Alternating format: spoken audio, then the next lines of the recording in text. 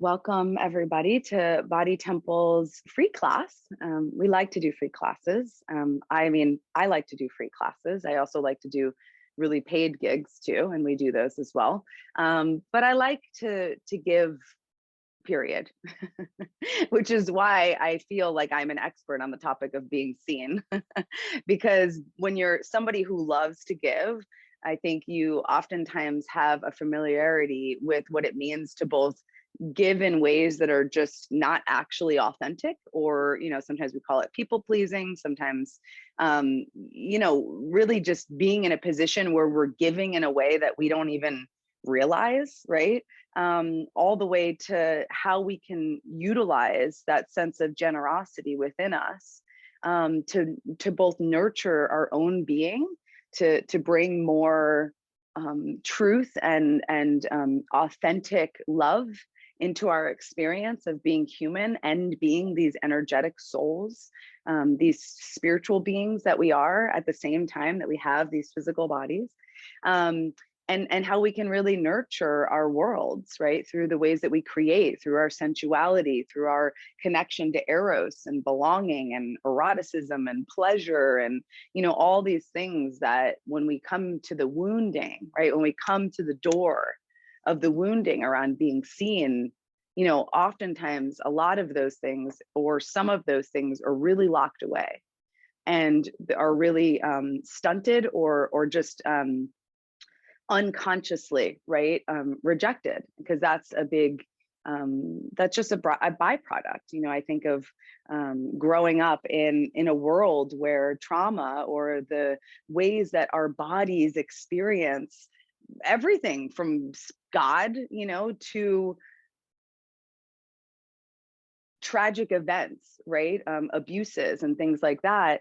It's like the ways that our bodies experience these things. That language didn't exist when I was a kid, and I'm 40. So I'm assuming some of you are somewhere in the spectrum, of 20 to 60, let's say, safely, right? And so it's like in this experience of being alive and starting to understand, wow, like how my body internalizes this experience, how my body internalized, right, not being felt and attuned to as an infant, right, has an effect on the ways that I believe in myself today, and on the ways that I can show up, right? Not because showing up is better than not showing up, right? Sometimes I can't show up, and that's valid too. But in the sense of like, what's really true for me, right? It is really true for me to show up as a facilitator, as a healer, as a teacher, right? To be in this archetype, to be in this role. And I'll say one more thing, and then I'll give you a little bit of context before we do our practices and go a little deeper.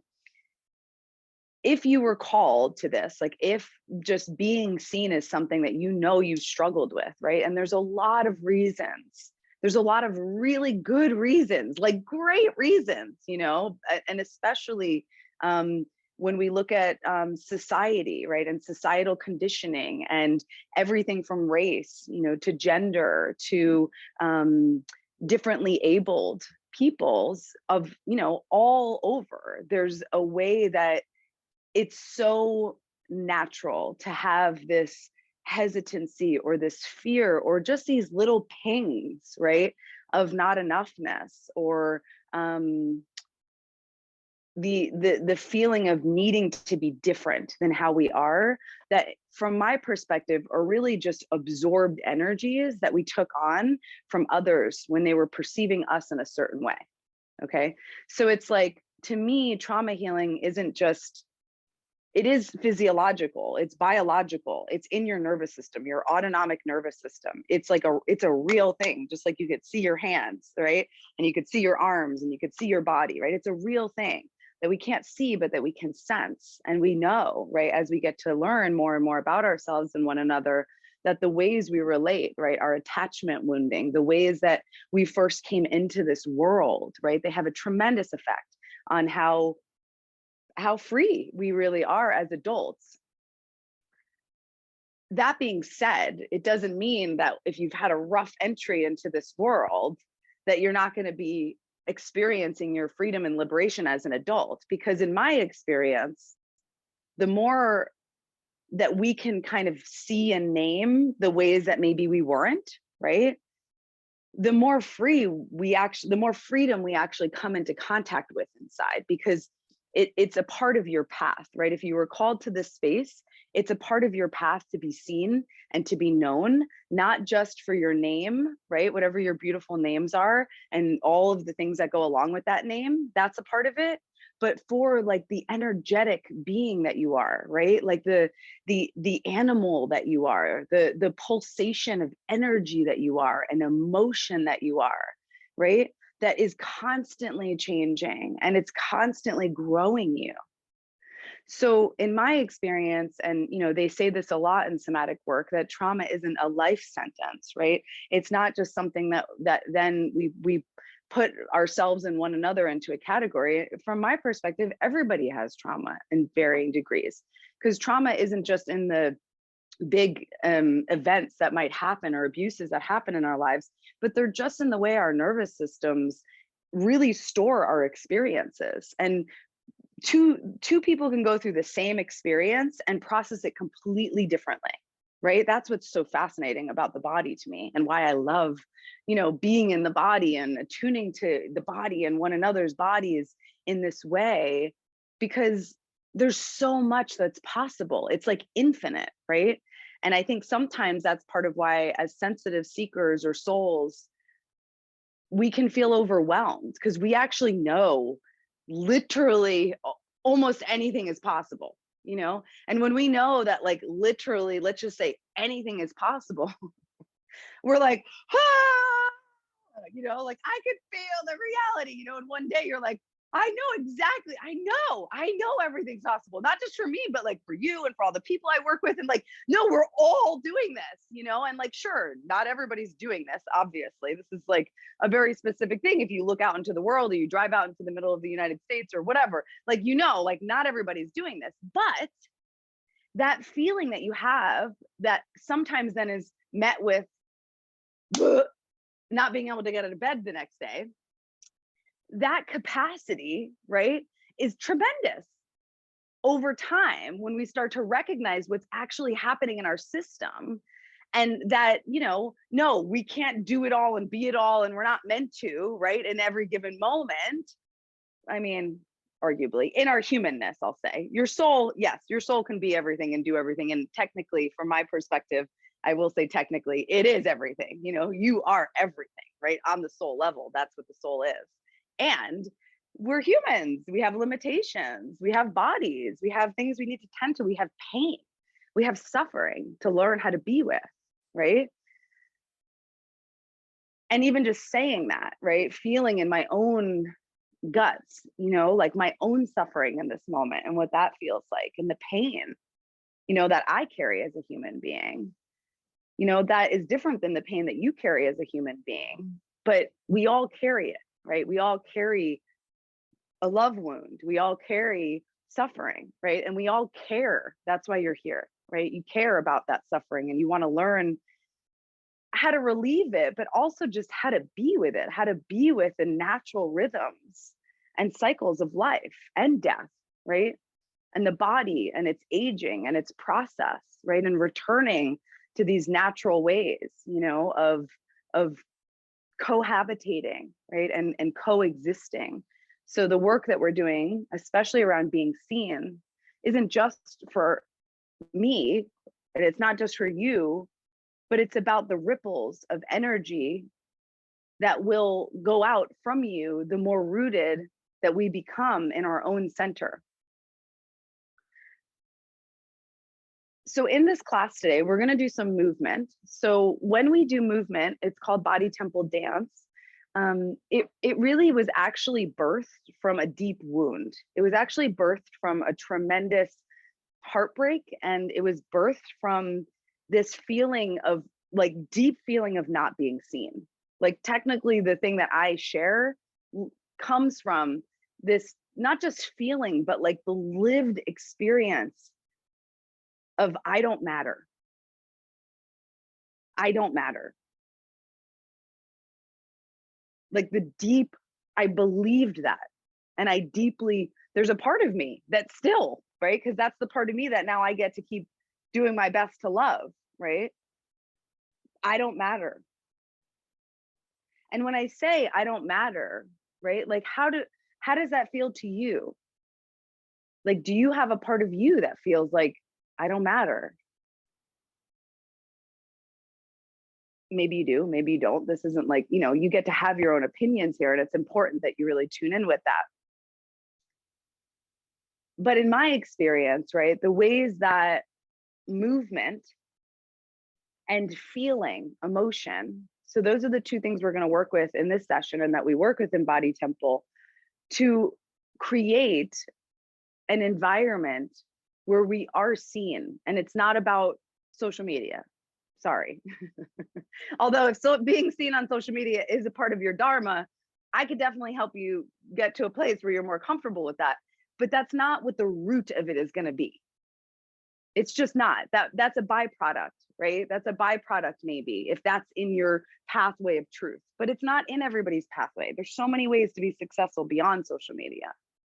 So there's a way that the root of this, right? And it's also not just being seen by the people that are closest to you. Although, again, hopefully over time, that also becomes a byproduct of doing this work, meaning your partners, your family, your blood lineage is going to be the place where it's going to oftentimes be the most tricky. That won't be the case for all of you, but for most of you, I could say that's going to be the place where you're going to have to do the most wrestling to be seen. Because when we are perceived, right? Like even when I look at this group right now, the people that are here live, and I know some of you, right? I know Molly, I know, Nora, who else? I know Michaela a little bit. I know Lauren, I know Carly a little bit, because I have information in my mind about who you are. And to whatever degree I'm attached to that information, like in my heart, and in this context, the beauty of having relationships like this, which are really like soul friends, like we're soul friends, right? I might be a mentor, and we're soul friends, right? We're community. We come together and we create a community together, and then we go off, and we come back, and we have these moments where I'm not really like super attached to the things that I know about each of you. To the generous things that I know about you, hopefully I'm kind of holding those a little tighter, so that way when you forget, I can remind you, because that's the role, right, of soul friends. But even that, right, it's like even the ways that I see you, meaning like what I know about you, and even what I know about your feelings, right? Some of you I know deeply, so it's like, wow, I've seen you cry, I've seen you, be frustrated, I've seen you be angry, I've seen you feel anger towards me, I've seen you, it's like we are in relationship. There's a way that gripping, right, it starts to suffocate who we're becoming. And this happens a lot in intimate partnerships sometimes, right?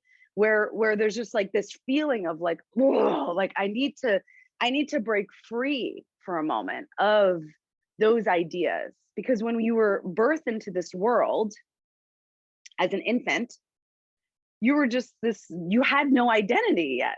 And then your parents said, oh, they looked at your genitals and they gave you a gender. Why?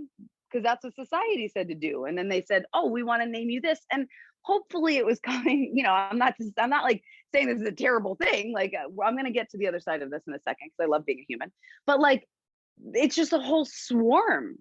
It's just like, and you were just this freely expressed being that was just like source energy, right? Just source.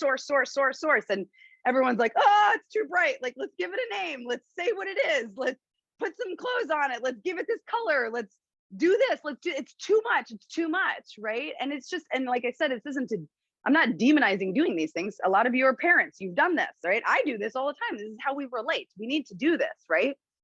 But to whatever degree, that perception was also full of trauma, right? That perception was also full of abuse, not just like towards you, but like if your parents carried abuse that was unprocessed, right? Unprocessed trauma, I should say, right?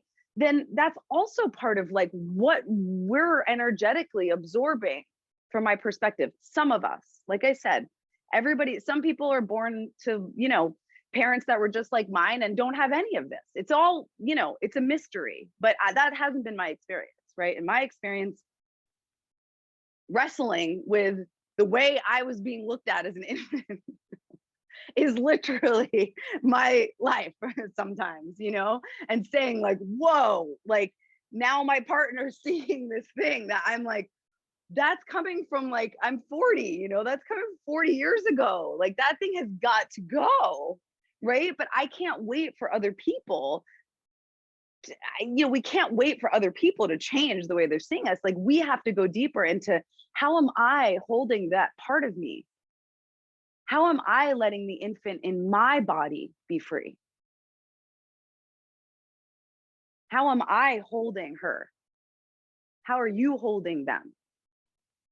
And not projecting on to them, right? And so that's part of the inner child, or part of the rebirth work that we're doing here. Movement is a language of the body, right? How many of you know? I know some of you know this because you've done our trainings, but I'm just curious for all of you, like what do you perceive to be the languages of the body, right? Because we have kind of this list that I learned from Peter Levine, that, you know, comes from this particular system called somatic experiencing. But I'm really into, you know, the truth that we all kind of know this anyway, right? And anything that we share with you, your body already knows. So maybe there's a language, you know, that goes beyond what we typically share, which is movement, emotion, sensation, image. So imagining, right? When you have an image that comes to you, that's coming from your body.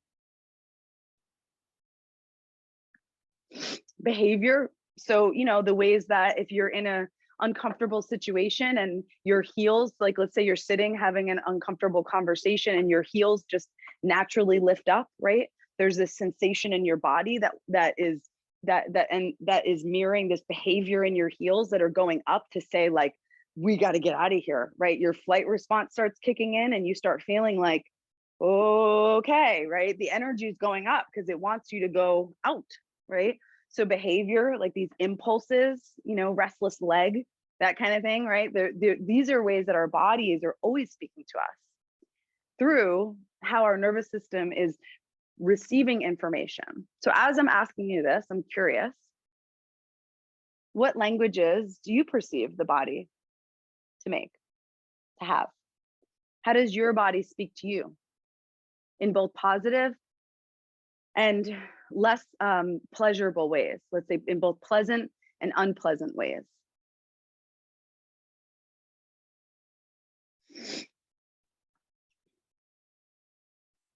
Yeah, how tight and open my jaw is, right? So the jaw tension is the language of anger.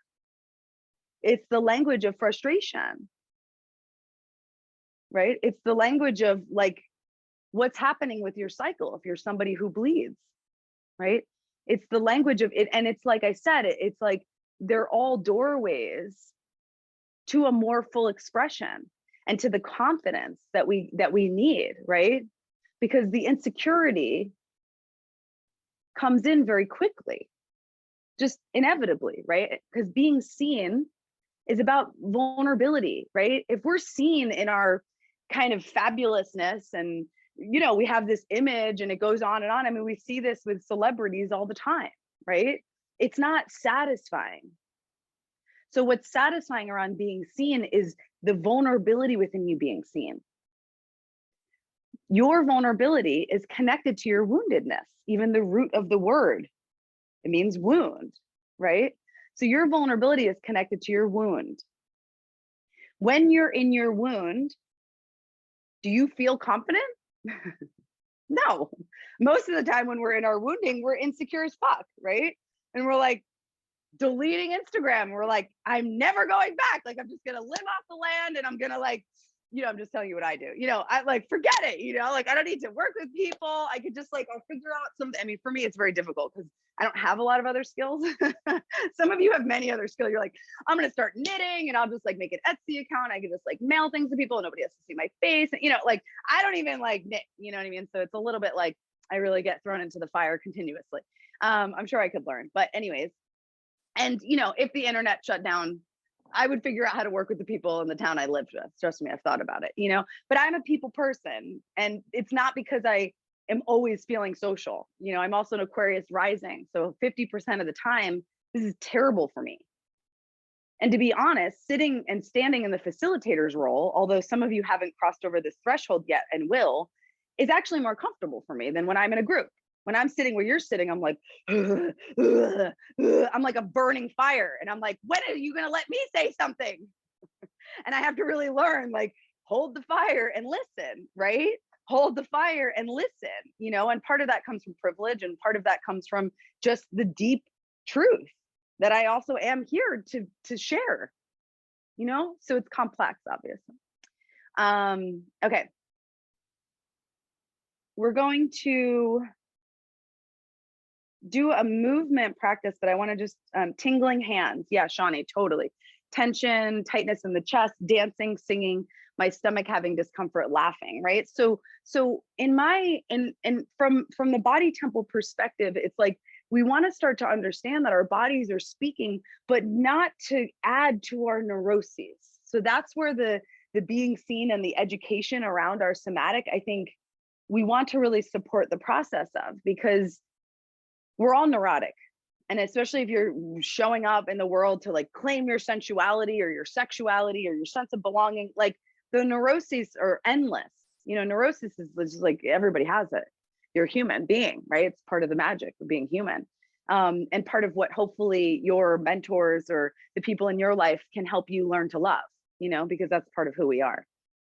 I can't tell you how many times I've had students that were just like artists and had anxiety, and, we're just always trying to show up in the room differently, like, I just want to be in the room and not be like the weird person, that's like, can't stop moving your body for some reason. Like when you walk in a room, you're like, I don't know, I just gotta like feel uncomfortable, and I've had so many students, come with that, and I'm one of them.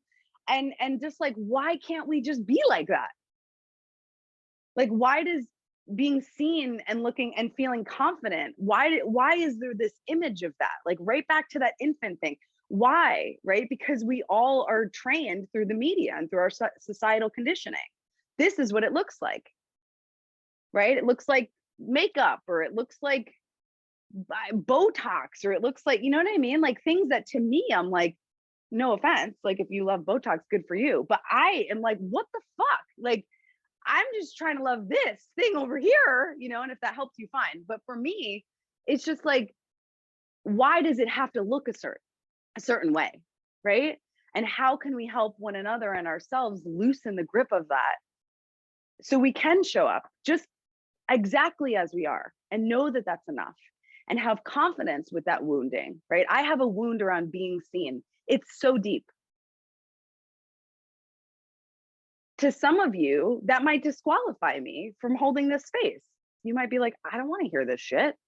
I want somebody who's going to like just say the thing that is like, I don't even know what that is, because that's not who I am. So I don't know. But I'm just saying, that might not actually work for you, right? But if you're somebody who is on a path of being a wounded healer, sometimes it's called, right? That like the very same thing you came to give is the thing that you struggle with sometimes. And every passage into that struggle is like an initiation into whatever's on the other side that includes your freedom and the freedom of those that you're here to serve through whatever ways you're meant to serve. And it's a lot easier to say those words than to live through them. But the living through them isn't that bad either, because through this journey, we get to be loved in ways that we weren't before, continuously, like for the rest of your life. Imagine the ways that you receive love continues to grow and deepen, as opposed to maybe what some of society says, which is like, as we age, right, we become less valuable, we become less loved, we become less worthy. Imagine if it was the opposite, because that's how I feel.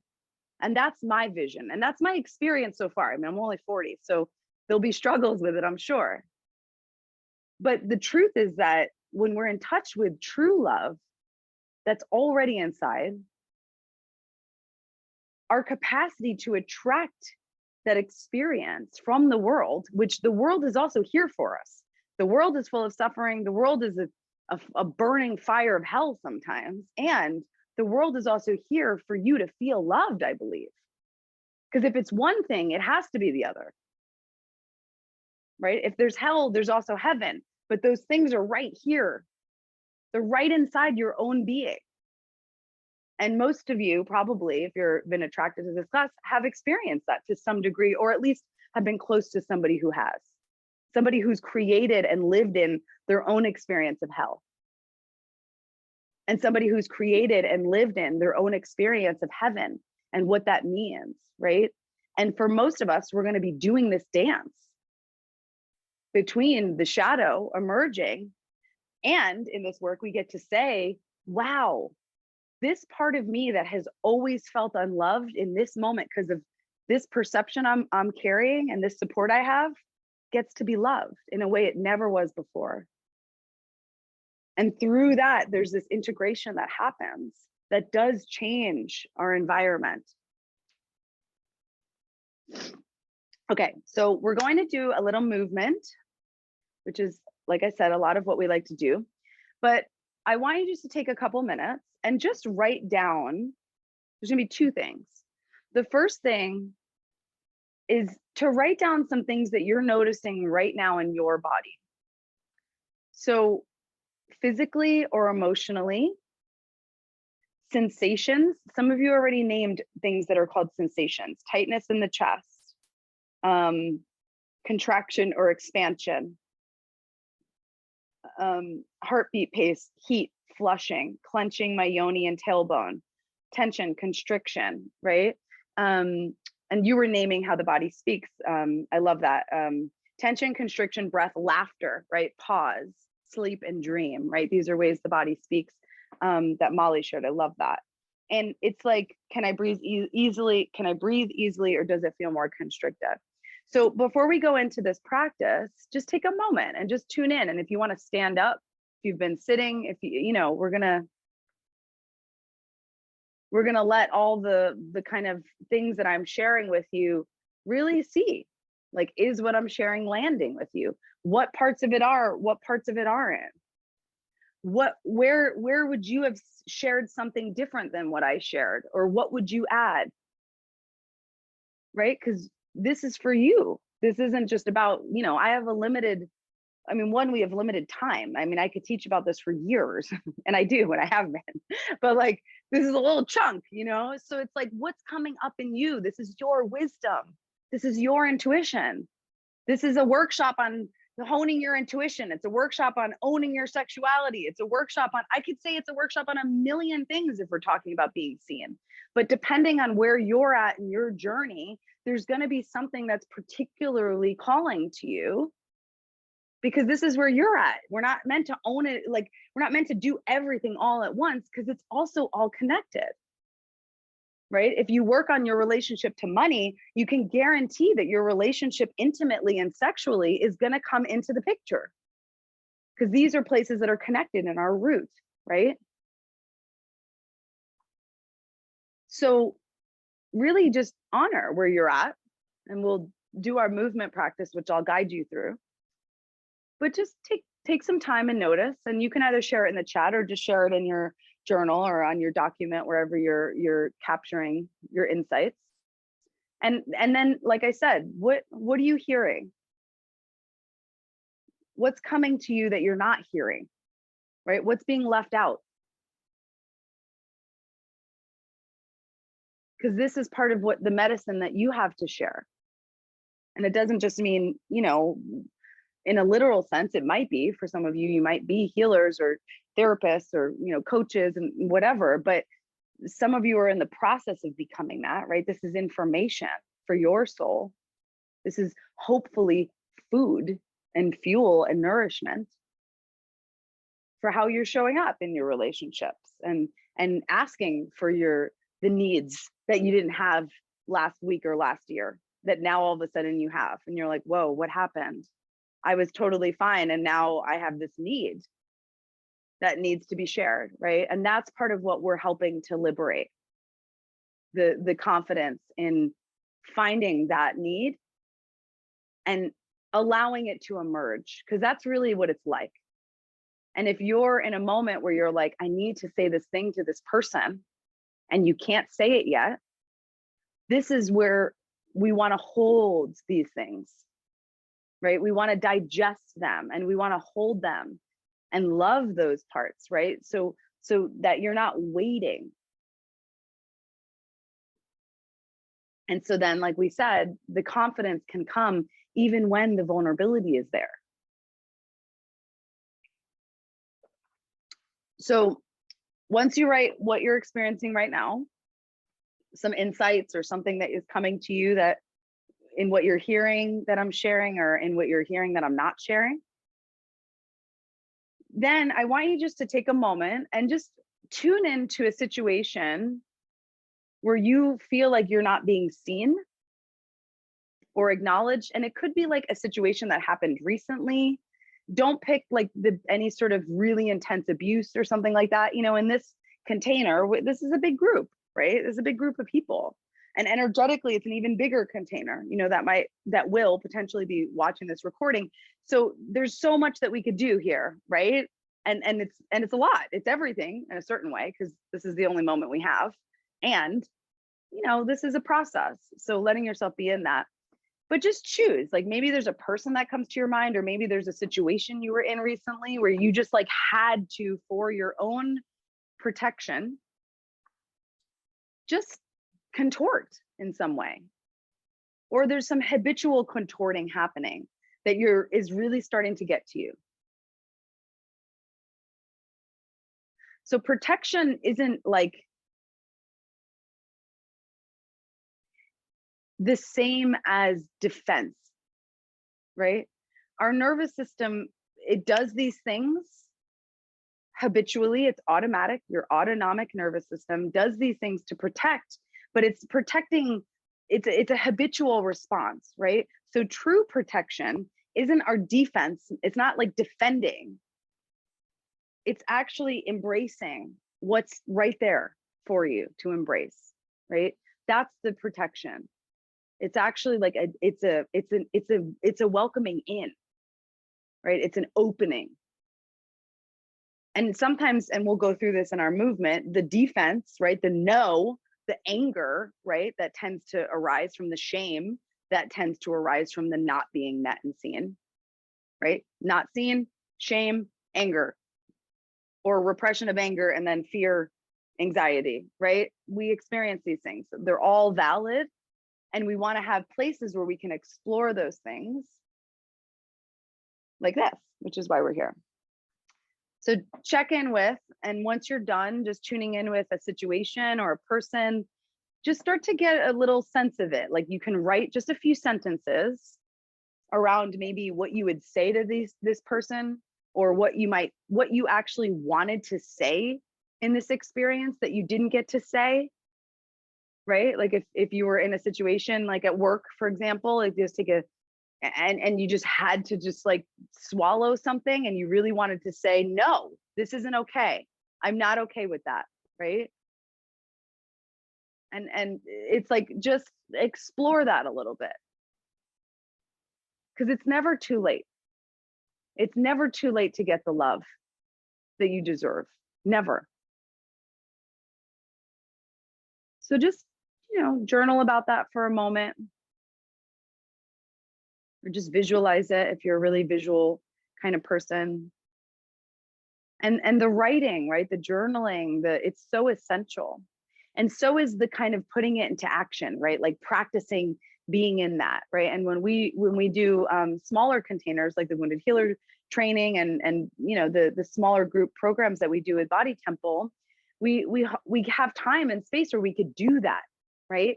Where we can really hear from you and let you, some of you know because you've done it, let you actually verbalize what did you actually want to say in that moment, and then feel your mind go blank and feel yourself disassociate and still be held, right? Because the thing that heals disassociation and free is presence. And then here you say, I don't know, my mind just went blank. And I'm not just speaking to, I know some of you have said that, so I'm not calling you out. I've heard this from many people. So I just want you to know, I'm not singling you out if you are somebody who said this before. I don't know, right? And it's like, okay, well, let's sit with that until you know. I've never one time not had somebody know what needed to be said, but they needed the space. Like 10 seconds sometimes. Maybe 5 minutes other times, maybe, right? So the presence is what heals that. The presence, the being with. And so you can do that gently, right? With your own experience right now. And then we'll bring it into the movement and the sound.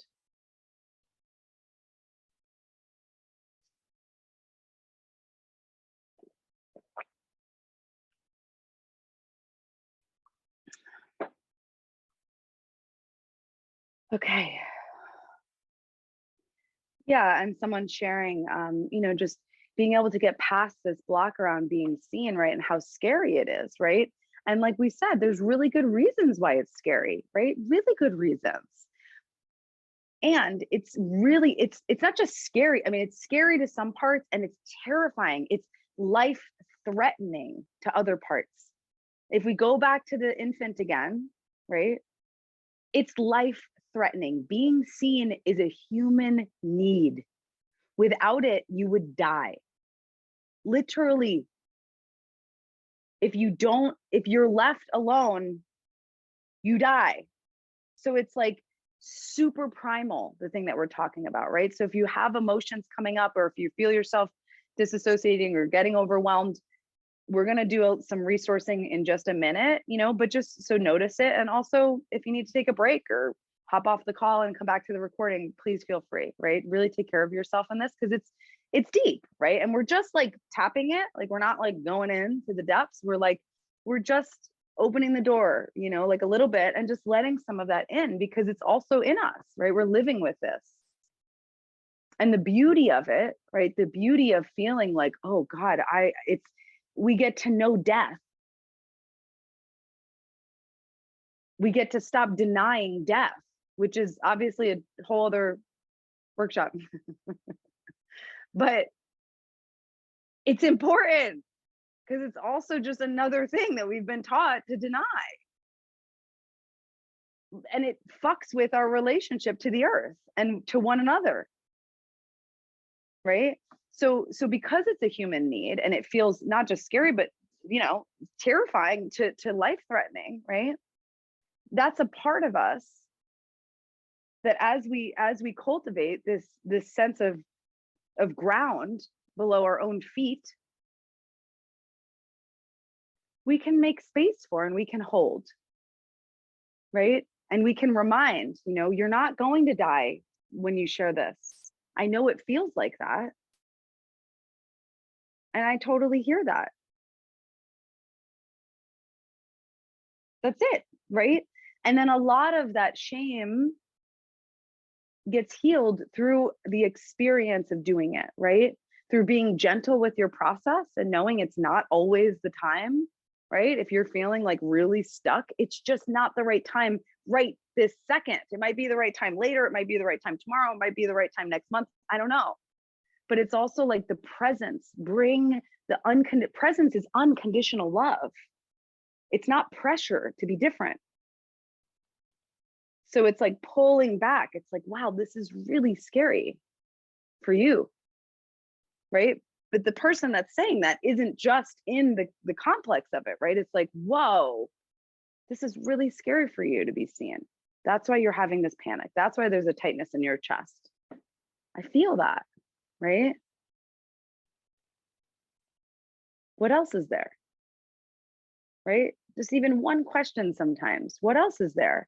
And then just letting that part of you express, right? Through movement, sound, writing.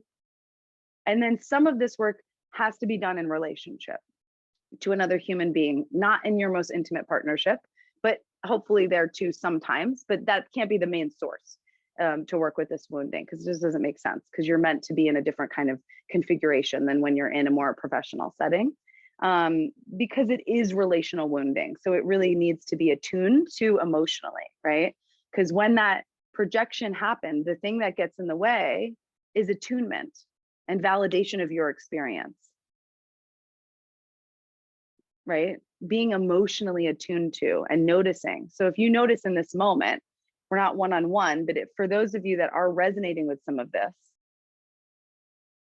what does it feel like to you to be attuned to in this way? Right? Because when I'm speaking to you, I'm not just speaking to your mind, I'm speaking to your body. I'm speaking to the way your nervous system is bunched up somewhere, right? That's being kind of like, you know, and so notice in this moment, right? Because this is the moment for you to be seen. And no, maybe it won't be as satisfying as when you're seen in this other moment, but maybe it will. How do you know? Right? And so it's easy to kind of jump to the like, well, this is where I need to do it, and this is where it's not happening. But what about it? What if we let it happen right now, right? Through this practice, through this moment, for you, for me, for everybody here. What is that like?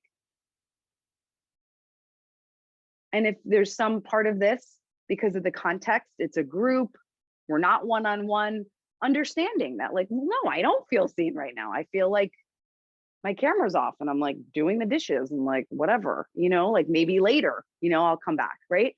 Fine. But also just acknowledge that, right? There's going to be a limitation to this space. There's a limitation for time. There's a limitation in intimacy because we're in a group. You're not speaking in the group, right? But if let's also do this, and then we're really going to move. If your camera's off and I ask you to turn your camera on, like if I said, turn your camera on right now or leave, what do you feel in your body? Like how does that feel? And I don't really mean you have to turn your camera on, but you can. But like, I'm just saying, like, just like as an experiment, like turn your camera on right now, or just come back to the recording, right? What that thing that comes up for you. And then if for all of you that have your cameras on, if I were just to pick one of you right now, Alyssa, Danny, Alex, Ann, Lauren, Heather, Jesse, Andrea, Carly, Amy, Kim, you know, like I'm naming names, Isabella, Dominica, if I were to just call you out right now and have you share, like imagine it. I just pulled you into the circle and said, okay, go. Tell us, what's your greatest gift that you have to give this world? Go. Tell us. We can't wait to hear it, right? What do you notice? And like for some of you, you're like, oh yeah, like I'm having an orgasm. This is amazing, right? Fine. But for some of you, it's like, ugh. And hopefully you have a place where you feel that. Ugh. I do. Like as a teacher, as a facilitator of these containers, I have to find places where I go where it feels terrifying to lift my hand up. And I purposely put myself in those places because I know that that's the part of me that's also has something to give, right? That also deserves to be heard. So I'm asking you these questions because it's meant to kind of activate, right? We always say in Body Temple, we assume activation. Like trauma healing isn't about creating the right circumstances so you're never activated, right? But it's creating the right kinds of circumstances where you can assume activation will be there, and you can start to know when it's too much, right? When it's too fast, when it's too much. Or because trauma also comes when it's too little. It's not just too much, too fast, it's too little, it's not enough. When our experience isn't bringing us into our aliveness, because that's what trauma has to give us. We get to become alive, more alive when we face it than when we don't. Like that's the beauty of it, right?